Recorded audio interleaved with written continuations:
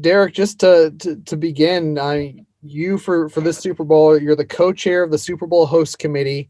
How did you get into that? How did that responsibility become something that you were asked to do and wanted to do? Well, first of all, I'm extremely excited to be the co-chairman of our host committee for Super Bowl 55, and it actually came through Rob Higgins. You know, we call Rob our CEO. He's everything in terms of being in charge of our host committee. And Rob Higgins came to me probably about almost 2 years ago. And when we first started to make a bid for Tampa Bay to host a Super Bowl, he asked that I be a part of the bid process, which I was, and went through the presentation to the NFL. And slowly that transitioned to my leadership along with Will Weatherford, Drew Weatherford's older brother. So we are both co-chairmen of our host committee, and Rob Higgins asked us both to really join in almost about 18 months ago to take this leadership role.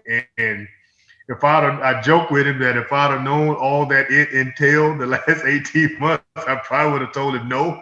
But in all seriousness, it's been fun to really dive in. And I told him once that I accepted this position that this was not just for namesake or title alone, that I would definitely be in the weeds, be involved, whether it's meetings, strategic planning, uh, coming up with pillars, that all type of decisions, research committees, etc. I told him if he didn't want me to be all in, he probably need to tell me now, because once I told him yes, I was all in, and it really has. It's been a lot of work. Don't get me wrong, but it's been well worth it. What are some of your main responsibilities? Wow, how long do we got on this Zoom call? I would first say, obviously when people see this position, the immediate thing that they go to is fundraising.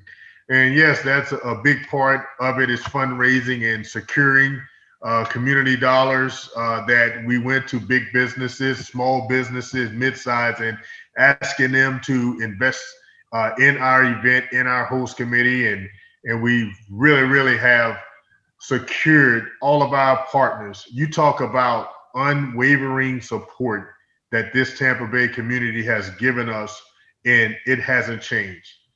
Through, even though we've gone through a health pandemic for as a crisis, they have not wavered in their support of our Super Bowl. And for all of our pillar partners and our host committee, sponsors and companies that link with us, we can't thank them enough for that unwavering support. That's a part of it. Then we get to, all the strategy plannings, whether it's our community pillars with Forever 55 and all of the initiatives that we want to leave from a community and charity standpoint to through our legacy programs. You talk about PR campaigns that we had to put together. I'm talking all the safety protocols that we've had to be light on our feet and adjust the last 18 months. Our volunteer program, our business to business connection programs, our peer programs, I've been involved with, to strategy planning zone security, whether it's been with our law enforcement agencies, our first responders agency, our FBI agencies, our traffic commissions, our airport committee. So you name it, I've pretty much touched a lot of areas when it comes to being in this position. But as I said before, I wouldn't change a thing. How has COVID kind of changed what your goals are as a host committee and what you've had to do for this particular Super Bowl? It definitely has affected us from a hospitality standpoint. And at the same time, it allowed us to be creative and rewrite the blueprint. All the previous 54 Super Bowls had some blueprint that you could, in some areas, plug and play. And you knew learnings, like everything we learned, from a Super Bowl being here back in in 2009, to everything we learned in Miami. We had to throw most of those things out because of COVID-19, the plan was changing, sometimes weekly, sometimes daily, and we had to be light on our feet with those adjustments. So from a hospitality standpoint, it affected us in all areas, not just from a revenue standpoint, but from an entertainment standpoint and a safety standpoint, because that is priority. And we will not sacrifice safety across any boards or any measures. So yes, that has affected the experience in terms of reducing the capacity to the game, to very limited entertainment opportunities, to no tailgating, etc.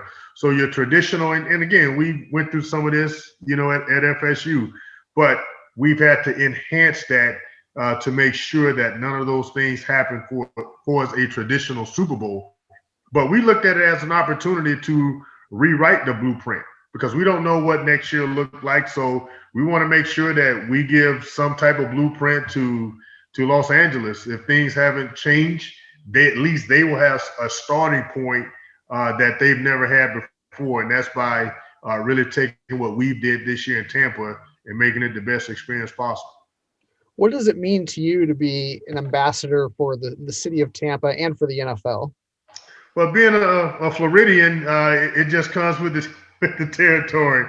To be honest with you, I wear that badge of honor very proudly. I was one of the very few players to play my entire career here in the state of Florida, from little league all the way through the pros. Really, just to be here. So I wear it and I try to display it. So it just comes natural with me to be an ambassador, not just for the Bay Area, but our entire state.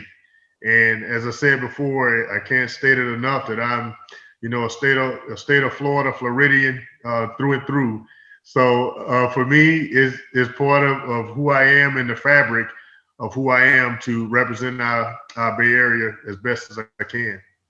There's always a buzz around the city that's hosting the Super Bowl. And now, for the first time in 55 years, the host city will be hosting its home team, Tampa, making the Super Bowl. Can you explain the buzz around the city over the last 24 hours? I'll take us back really to, it's coming up now on 9 months. You talk about our championship buzz from our Tampa Bay Lightning winning the Stanley Cup, followed by the Tampa Bay Rays making the World Series and coming up a game short of being world champions, and the Bucks capturing that momentum moving forward for a football season. We've touched some rare air here. And yes, the buzz started back, last March when Tom Brady decided to be a Buccaneer. But they went through some ups and downs during the season, and a lot of people questioned, can this team make it? Can this team get there? But they got hot at the right time, and I just think from the other sports success, and now being capped off by obviously the Bucks completing the first part of history, and that's playing in it. But history is still being written. According to Coach Arians, they want to beat the history. They want to win here in 2 weeks, and that will complete it. So we are definitely excited for our Bay Area to really touch some rare air. And like I said, the last time we was in this position, it was a couple years apart where we won the Super Bowl in 2002, but it took 2 years later before the Lightning won the Stanley Cup. So we can have all this momentum within a 1 year period.